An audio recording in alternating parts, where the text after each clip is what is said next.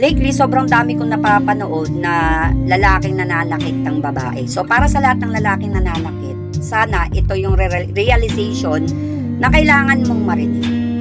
Hindi ito para manghusga, hindi rin ito para ipahiya ang kahit sino. Kasi bilang babae, ranas ko ito noon. Ang gusto ko lang ay sana, bago ka muling magalit, bago mo muling itaas ang kamay mo, may maalala kang kahit isang salita mula sa video na ito. Isipin mo muna ang babaeng nasa harapan mo bago mo siya nakilala.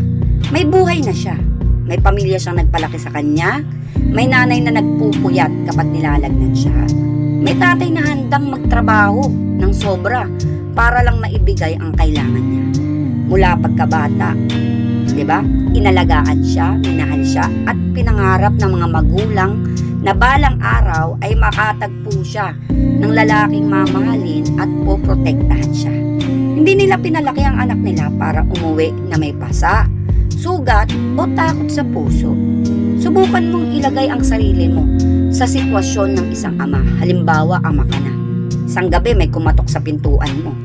Pagbukas mo, ang anak mong babae ang nasa harapan mo. Magulo ang buhok, namamaga ang mata sa kaiiyak, nanginginig ang katawan, at may bakas ng pananakit sa mukha. Yakap-yakap niya ang sarili niya dahil natatakot pa rin siya. Bilang ama, ano ang mararamdaman mo? Galit? Sakit? Panghihinayang? Inis? Ngayon isipin mo, baka ikaw ang dahilan kung bakit may isang amang umiiyak ngayon. Isipin mo rin ang nanay niya. Siyam na buwan niya iyong dinala sa sinapupunan or binuntis. Pinagdaanan niya ang hirap ng panganganak. Ilang gabing walang tulog dahil umiiyak ang anak niya. Ngayon, ang batang minsan niyang pinunasan ng luha ay umiiyak ulit. Pero hindi na dahil nadapa. Umiiyak siya dahil sinaktan siya ng lalaking pinagkakatiwalaan niyang mamahalin siya.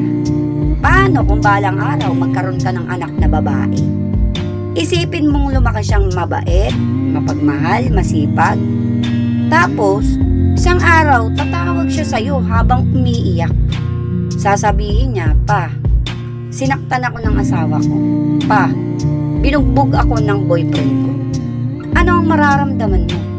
Sigurado akong gugustuhin mong puntahan siya agad, tama? Gugustuhin mong ilayo siya sa taong nananakit sa kanya. Pero, kung ganun pala ang mararamdaman mo bilang ama, bakit nagagawa mong saktan ang anak ng ibang tao? Maraming lalaking nagsasabi, nagalit lang ako, napuno lang ako, nainis ako. Pero ang totoo, ang galit ay emosyon, ang pananakit ay desisyon.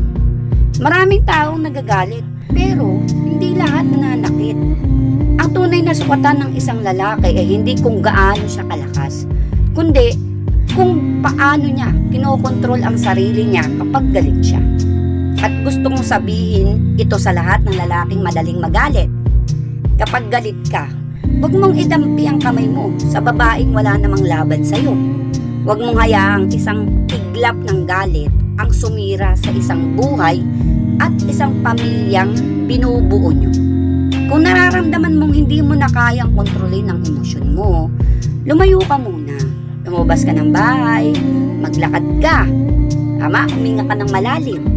Manahimik ka muna hanggang kumalma ang isip at puso.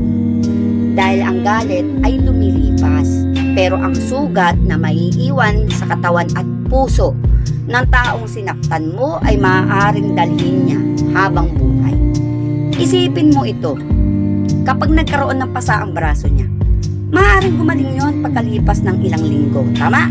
Pero ang takot na tuwing maririnig niya ang malakas mong boses, ang panginginig niya kapag itataas mo ang kamay mo, kahit hindi mo naman siya sasaktan, at ang trauma na dala niya araw-araw, maaaring hindi na iyon tuluyang mawala. May mga babae na pagkatapos masaktan, hindi na sila makatulog ng mahimbing. Kahit mahimbing na ang tulog mo, sila ay gising pa rin. Iniiyak ng tahimik habang iniisip nila kung saan sila nagkulang. Bawat tunog ng pagbukas ng pinto, kinakabahan sila imbes na excited sila. Bawat pag-uwi mo, iniisip nila kung ano na naman ang mangyayari ngayong araw. Hindi na tahanan ang tingin nila sa bahay kasi wala ng peace of mind. para na itong lugar na kinatatakutan nilang uwian. Mas masakit pa rito, may mga batang nakakasaksi sa lahat ng ito. Isang batang nakikita ang nanay ay umiiyak at ang tatay naman ay nananakit. Akala natin bata lang sila at hindi nila naiintindihan. Pero bawat sigaw, bawat mura, bawat sampal, bawat iyak ng nanay nila ay naitatatak sa isip nila. Lumalaki silang iniisip na normal lang ang pananakit sa loob ng relasyon. At ang minsan, dinadala nila ang sugat na iyon hanggang sa paglaki nila. May mga anak na lumalaki, nagalit sa sarili nilang ama. Hindi dahil mahirap ang buhay nila kundi dahil bawat alaala nila ng pagkabata ay puno ng takot. Ang bahay na dapat puno ng tawanan ay napalitan ng sigawan. Hapagkainan na dapat puno ng kwentuhan ay napalitan ng katahimikan. At ang salitang tatay na dapat nagbibigay ng security ay naging dahilan ng pangamba ng buong pamilya. At ang isang tanong dito, kung totoong mahal mo siya, bakit siya ang taong pinipili mong saktan kapag ikaw ang galit? Hindi ba dapat ang taong pinakamamahal mo ang siya rin pinakaiingatan mo?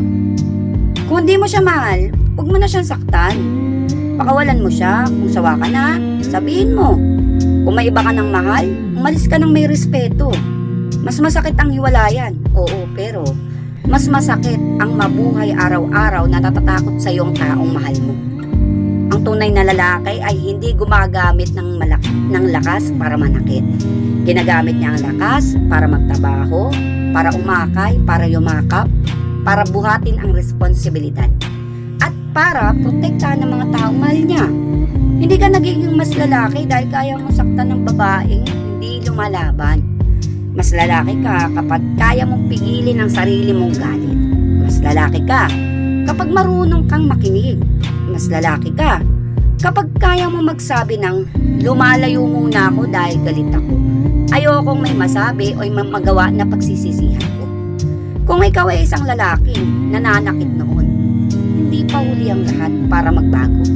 Pero tandaan mo, ang tunay na pagbabago ay hindi nasusukat lang sa salitang sorry. Marami yan, nagsusorry lang. Pero paulit-ulit na ginagawa. Kapag pinili mo kontrolin ng galit mo kaysa kontrolin ng buhay ng taong mahal mo, ayan ang tunay na pagbabago.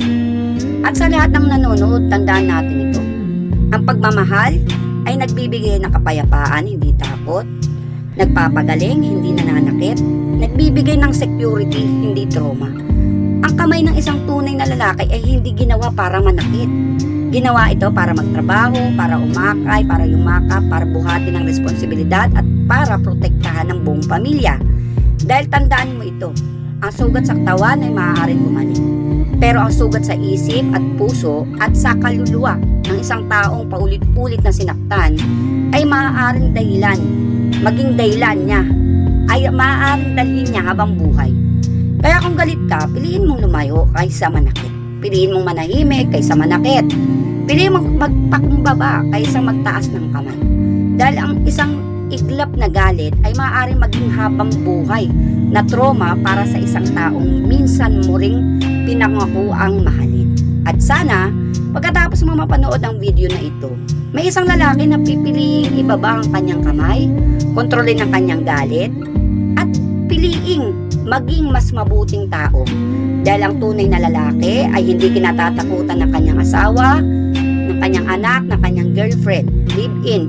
Ang tunay na lalaki ay ang taong pag-uwi pa lang niya, ang pamilya niya ay nakakaramdam ng security, kapayapaan, at pagmamahal.